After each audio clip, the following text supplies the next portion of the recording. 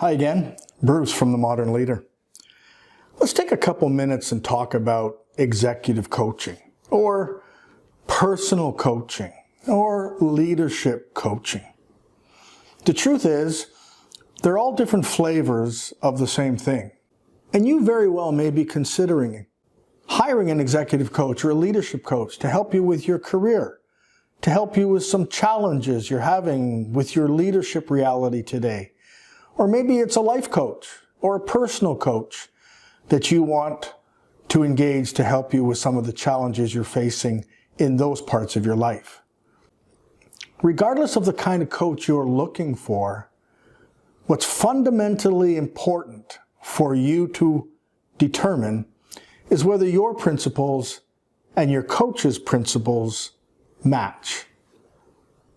So I want to spend a little bit of time talking about my coaching principles and encourage you to investigate the synergy between yours and your potential coaches before you move down that coaching journey. I've worked with a number of coaches in my professional career, all of whom have helped me professionally move past where I was and to better my skills as a leader. Some of them were better than others, but all of them shared the same principles I had when it came to approach and priority. To start with, the number one principle of importance to me is that it's all about you. It's not about me. Certainly you want to uncover the experiences of a potential coach to make sure that they align with the areas that you want to develop or better yourself in. Have they overcome the same challenges you have? Have they led teams of the same size you have? Have they helped others excel in areas in their personal or their professional life that you want to explore? But what is critically important is that the bulk of the conversation revolve around you and what you want to do. What are your goals?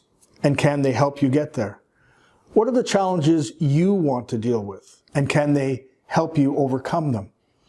And what are the things that you want to achieve? And how are they going to plan to help you get there? Make sure that the conversation is about you and not about your coach. The second important coaching principle for me is that the very best coaches are also the very best people. Now, we like to compartmentalize our professional, our personal, our home lives. But the truth is, they drift in and out of each other on a regular basis.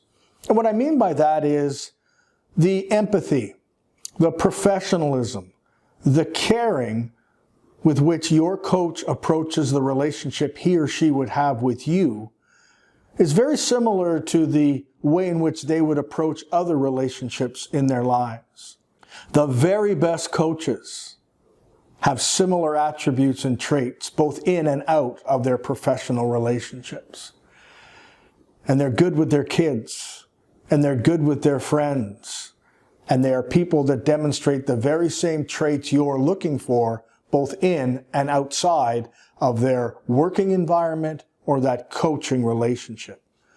You found the right coach when you found a really good person who emulates what you're looking for both inside and outside of work. The third principle, critically important to me, is that the number one benefit or perk of the privilege of leading or coaching people is watching them do well.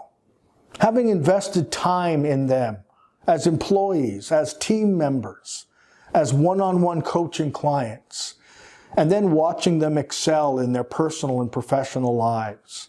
I stay in touch with a great many people that I've worked with in the past, that have worked for me, have worked on teams that I've led, or perhaps that I've coached in a one-on-one relationship. And in every case, I look on from afar, if you will, and really celebrate the achievements and the progress they make, and value the time I had to spend with them and to invest in them. The number one benefit of a coaching relationship as a coach is seeing you excel at the things that you want to improve in your life. The fourth principle of import to me is that the best leaders, the best coaches, coach themselves before they reach out to coach others. Part of the coaching relationship, the coaching journey, is going to be realistic self-appraisal. It's going to be asking difficult questions. What are you poor at? What do you need improving on? What are you good at? You want a coach that has undertaken that same ruthless self-appraisal with themselves before they've reached out and asked you to do it for yourself. You want to work with someone who has recognized their flaws, their areas of weakness, and invested in the time to improve them to be better leaders, and in fact, great leaders. Because they're going to ask you to do the very same thing, to be brutally honest with yourself as you progress along the journey of not being good, but great at leading teams and excelling in performance. So make sure the person you work with has led themselves, coached themselves, invested in themselves prior to them reaching out and helping you be the very best you can be. The last principle, and equally important to the preceding four, is that in a coaching relationship, the prize is really in the journey. Absolutely. At the beginning of a relationship, we're going to set some goals. We're going to set the bar high, as we say in our framework. And we're going to set near and medium and long-term goals, and we're going to put a plan together to reach those goals.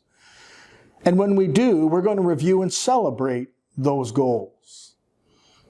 And the goals that you achieve in the coaching journey are going to be things that you'll take with you for the rest of your professional and personal life. But the real prize is the journey to get there. It's the self-discovery that came out of answering a tough question. It's the realization that a tweak and a change in approach accelerated a team member's career or performance trajectory. The real prize is in the journey.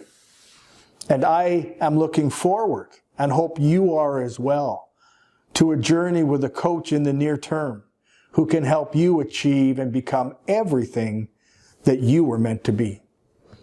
Whether it's me or some other coach, I wish you the very best in the future and hope to see you soon.